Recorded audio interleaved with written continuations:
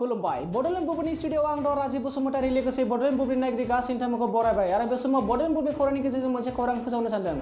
दानि फैदो रादाबाव बाक्सा जिल्लानि सालबारि महकुमानि सिङाव थानाय मोनद' दख'रा दुलाराय बर' फरायसा आफादा दिनै गभर्नर जगदीश मुखी आरो आसामनि सोलोंथाइ मन्त्रि डक्टर हेमन्त बिश्व शर्माजों लोगोसे बिदेशिनि डाइरेक्टर अफ गोसोखां बिलाइ गथायदों आरो बे गोसोखां बिलाइनि गेजेरजों बिथांमोना आर'जलाइ बिलाइ गाबदों जे सालबारि गोजौसिन फरायसालियाव साइन्स आरो कमार्स थिसननायनि थाखाय आरो लोगोसे सालबारि गोजौसिन फरायसालियाव अरायथानि थाखाय प्रिन्सिपाल थिसननो थाखाय बिथांमोना दाबि दैखांदों। सालबारि मडेल हस्पिटालावबो गोनांथि जानाय आगजुजों लोगोसे मोजां डक्टर थिसननो थाखायबो बिथांमोना आर'ज गाबदों। रुपिहि इरिगेसन माइ प्रजेक्टआवहा दैनि उसुबिदा जानायफोरखौ थाबैनो सुस्रांनो थाखायबो बिथांमोना दिनै बे गोसोखां बिलाइयाव थिसननाय जादों। दानिया फैदो बाक्सा जिल्लानि लेङाइ आफादगिरि उमेश दैमारि बिथाङा मा फोरमायदों जोंनि बे खौरांनि गेजेरजों आबुं मिथिना लादोंनि। बेन्दोङाव थानाय दुलाराय बर' फरायसा आफादनि दख'रा आफादफोरा जथायै मोनसे गोसोखां बिलाइ गभर्नरनि आखायाव जोङो दैथायहरनो नागिरदों। लोगोसे डक्टर हेमन्त बिश्व शर्मा आरो डाइरेक्टर अफ एडुकेसन बिटिसि बिनि खाथियाव जोङो दैथायहरनो नागिरदों।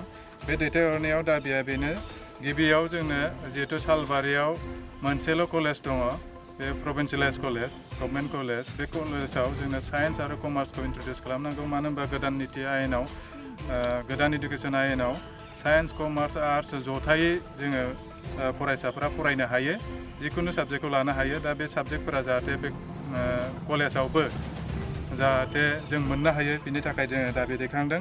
लोगोसे बेहाय 2013 मायथाइयाव प्रभिन्सियेलाइज जानाय मोनसे कलेज सालबारि कलेज, बे कलेजआ जोंनि पार्मानेन्ट प्रिन्सिपाल जों मोननो हायाखै। दिनैसिमबो आइसिजों सोलिबाय थादों।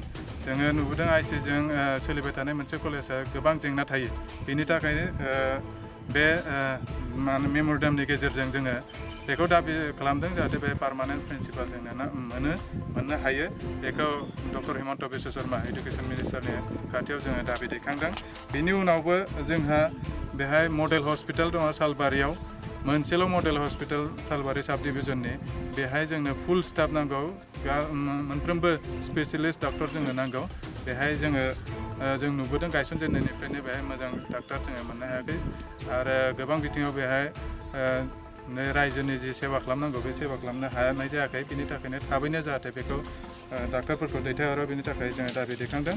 लोगोसे मानास जे नेसनेल पार्कआ जोंनि साखाथियावनो जिहेतु नांनानै दङ, बे मानास नेसनेल साखाथिनि मोनफ्रोमबो रेन्ज अफिसा जाहाथे टुरिस्टफोरनि थाखाय एट्राक्टिभ जायो, फैनो थाखाय नायफैनो थाखाय नायदिंनो थाखाय मोजां मोनसे नुथाय जों नुनो हायो। बिनि थाखाय सरकारा दायित्व लानांगौ, पदक्षेप लानांगौ। जेरैबायदि जौगानाय, बे जौगानाय आरो प्रसार खालामनाय बेखौ जाहाथे खालामो, बेखौ दाबि दैखांदों। बेजों लोगोसे जोंहा जिहेतु आबादजों नांनानै थानाय बांसिन रायजोआनो बेहाय जिउ खांनानै दङ। 80 जौखोन्दोआनो जिहेतु आबादजों जोङो सोलियो। बेनि थाखायनो रुपुहि डिभिजना मोनसेल' डिभिजनमोन जोंनि ओनसोलाव जों नुनायाव गिदिर हिसाबै।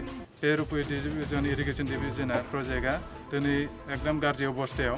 बिनिफ्राय खुनु जोंनि खेथियकफोरा दै जौगानाय जों मोननाय नुवाखै, गोबाव बोसोर जाबाय। बेनि थाखायनो बेखौ थाबैनो फाहामनांगौनि जोङो दाबि दैखाङो।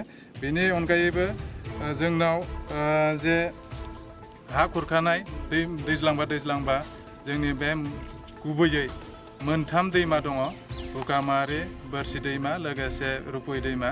बे दैमाफोरा गोबां न'खरनि हा खुरखालांबाय, गोबां खेथिफोरनि हाफोरखौ दिनै खुरखानानै नस्थ' खालामलांबाय। बिनि थाखायनो जाहाथे थाबैनो मेसें समाव सरकारा बिनि सायाव पदक्षेप लायो, बेखौ होबथानायनि राहा लायो, बेखौ दाबि दैखांदों।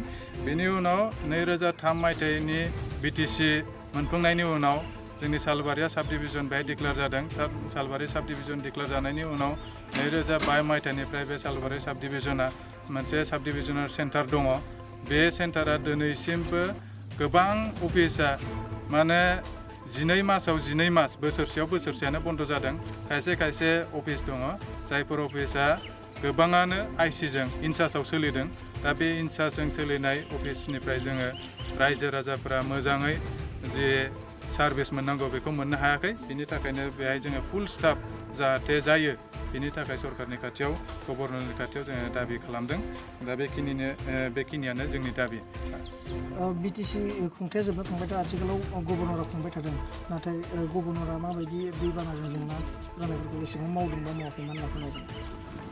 दा जों मिथिगौ बिटिसिनि जे गभर्नमेन्ट बे बायनानै थांबाय दा बे बायनानै थांनानै गभर्नरा बेहाय रुल खालामबाय दङ दा गभर्नरनि खाथियाव जोङो दाबिखौ दैखांनांगोन बिथाङा जेसेखिनि खालामनो हादों जेसेखिनि खालामनो हायाखै जों बेखौ बुंस'नो हाया थेवब्लाबो दैबानानि जिहेतु समस्या बियो दैज्लाङाव जिहेतु जायो दैज्लां समाव बिथांमोना नायबिजिरनांगौ माखासे DPR बेहाय खालामनांगौ होननानै जों दाबि खालामदों माने डिमान्ड फर प्रजेक्ट बे खालामनायानो जायाखै गोबां माने बेहाय प्रजेक्टनि डिमान्ड होआखै दा प्रजेक्टनि डिमान्ड गैयाब्ला बेखौ मेसेङावबो मावनो जानाय नङा दैज्लाङाव जाहाथे नायनानै बेखौ प्रजेक्टफोरखौ लायो थाबैनो बिनि थाखाय जोङो गभर्नरनि खाथियाव दाबि दैखाङो